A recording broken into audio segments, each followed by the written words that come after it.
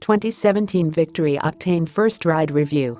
When we posted our article about Victory's unveiling of the 2017 Octane, the vitriol in the comment section was surprising even by internet standards. Of the 50 comments posted as of the writing of this review, roughly 30 were negative, many saying that the commenter felt misled by Victory's references to the Project 156 Pikes Peak Racer as an inspiration during the Octane's development.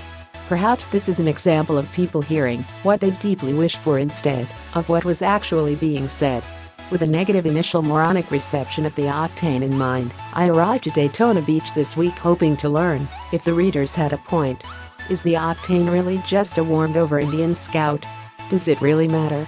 And what exactly does the Octane reveal about Victory's new slogan Modern American Muscle, as the first all-new model arriving in 2016 as part of model year 2017? Okay, this might get a little bumpy, but here goes. Yes, there are similarities between the Scout and the Octane.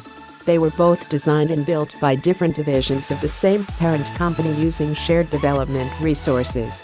Both bikes utilize the same basic engine, which was then modified and tuned to deliver the power characteristics that should appeal to each model's target market. Both utilize the same cast aluminum frame technology, though not the same frame, which would explain the similar look.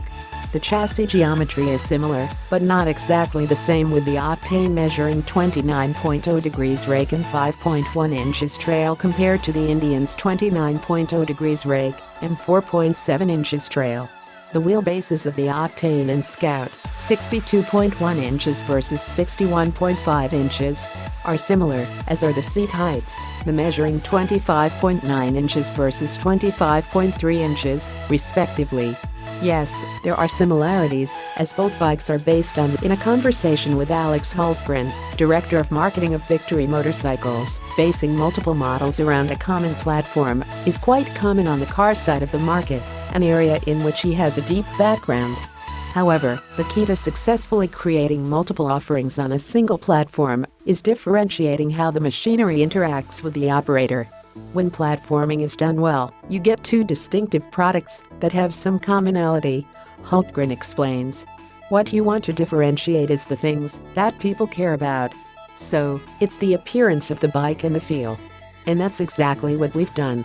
In the cruiser world, this is fairly common, where the naked, the leather-bagged, and the hard-bagged versions share not just the same base name, but the same engine and chassis. Only each are tweaked to fit the functional requirements of a specific market niche.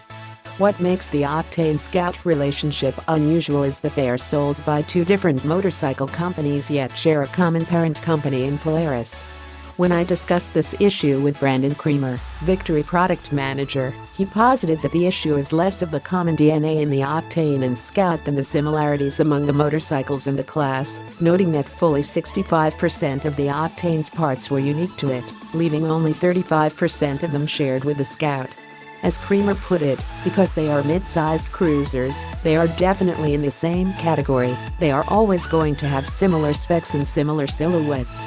This resonated with me because, as I thought about the comment thread brouhaha over the model unveiling, I kept coming back to how the lines of the Octane reminded me more of the Kawasaki Vulcan S than the Scout.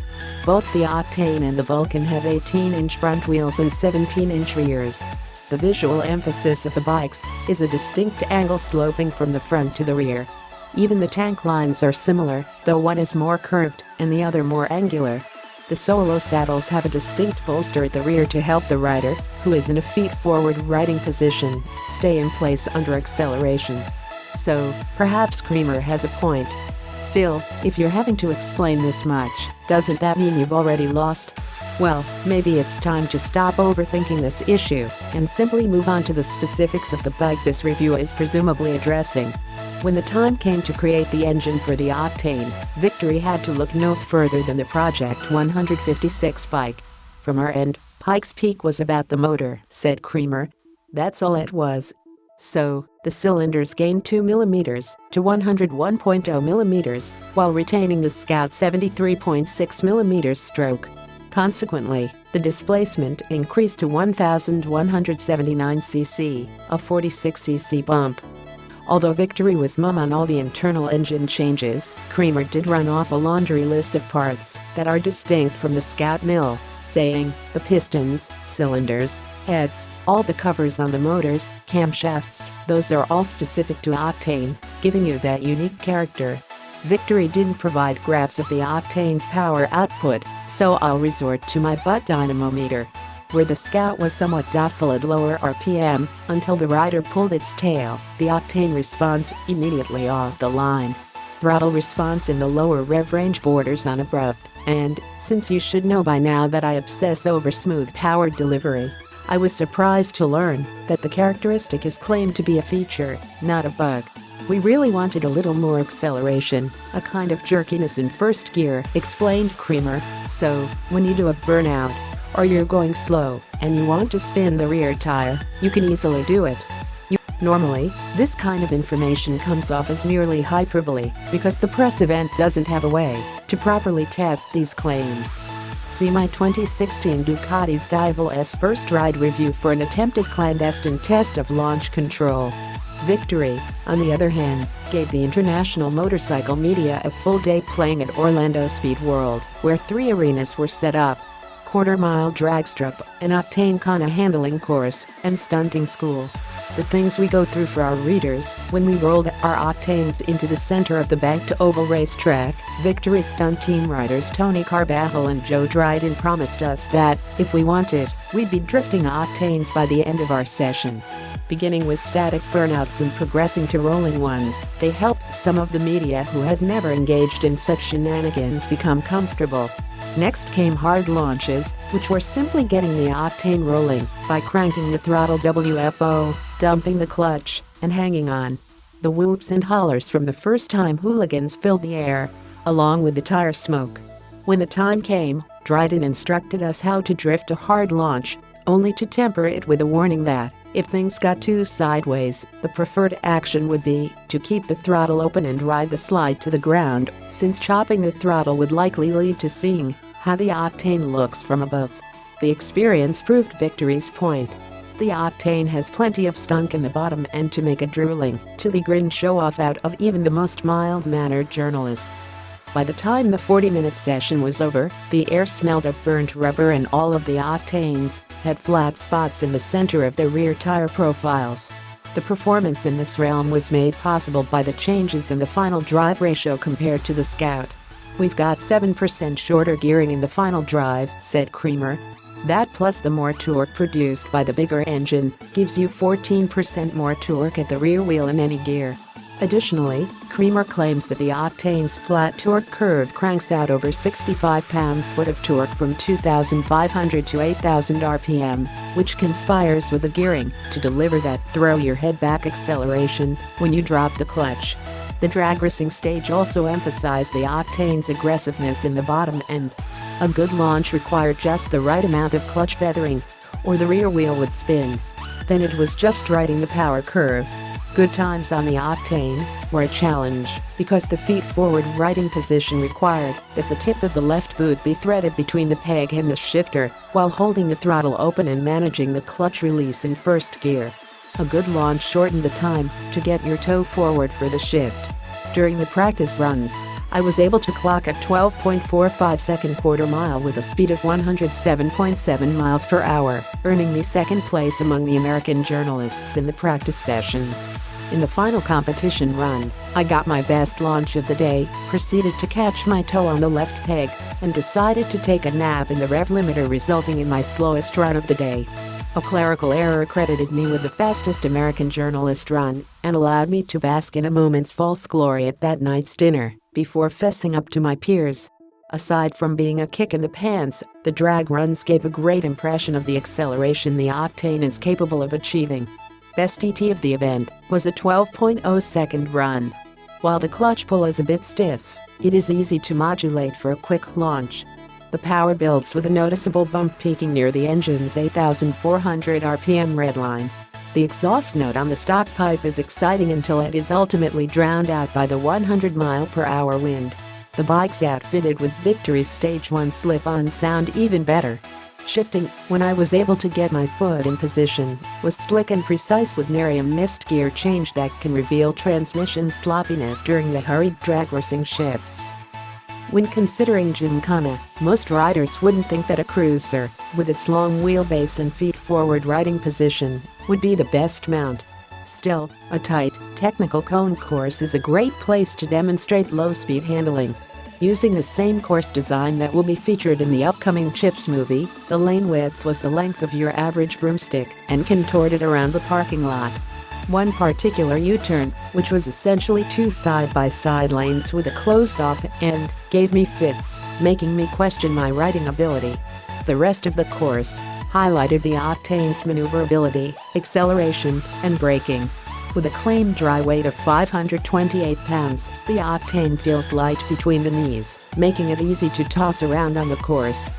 Although Victory's claimed lean angle is 32 degrees, 1 degree more than the Scout, touching the pegs down in this environment was quite easy, though they did drag cleanly.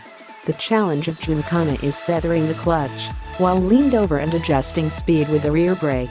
The two-piston front caliper and the 298mm disc offered plenty of power with a firm squeeze, but I'd likely prefer a dual-disc setup to allow finer control. Strangely, ABS is not an option, though it is required on EU models. At the end, I was certain that the Octane would be an excellent mount in the urban environment that many will likely prowl. While the day of hooliganism was a blast, the real test of any street pick is how it behaves in public. The riding position is clamshell performance cruiser, and if you don't like it, you won't like the Octane. It's as simple as that. Around town in bumper-to-bumper traffic, the riding position is absolutely fine. Maneuvering between cars with cat-like agility that one might not expect from an 18-inch front wheel, the only real flies in the Octane ointment were the hefty clutch pull and low-speed throttle abruptness. However, the abruptness isn't oppressive, and muscles get stronger with regular use, so no real points are lost here. Although Florida isn't known for lots of corners, our ride to the interior west of Daytona provided enough information about the Octane's cornering manners to earn some praise. At speeds that would have earned our cadre of Mata journalists certificates of appreciation, possibly with complimentary lodging included, the Octane handled sweeping corners better than most cruisers. The chassis stiffness was noticeable since the ride lacked any of the hinge-in-the-middle sensation produced by less stout frames. At higher speeds, the 18-inch front wheels slowed steering, requiring more effort than a bike with 16-inch wheels, like, say, the Scout, but the Octane was dead stable and always went where told to go. With only the dreaded 3 inches of travel in the rear, what can I say? The ride was more comfortable than a Sportster's, but that's damning with faint praise. As with all short travel shock setups like this, moderate bumps are absorbed, but big hits become big hits straight out the spine.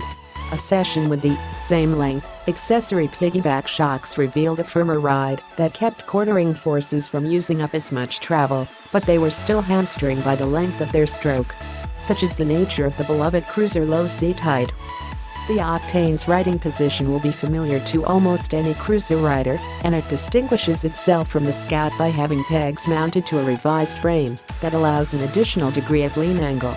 The reach to the grips is reasonable, particularly for fun and games, and the sporty cowl directs a good amount of the wind blast away from the rider. At 80 miles per hour and above, the upper body gets a workout, requiring the rider to straighten his or her arms and let the skeletal system take the load. Although the Octane wasn't designed to be a tourer, with the exception of the seat, day-long rides are more than possible. About the seat, it is firm with a pronounced curve rising up in the rear. While the shape makes staying in the saddle under hard acceleration much easier, it also limits wiggle room on longer stints. After about 45 minutes of ride time, all of the journalists could be seen trying to find more comfortable positions for their aching glutes. As I cross the finish line of my too brief time with the Octane, I'm left with a positive first impression.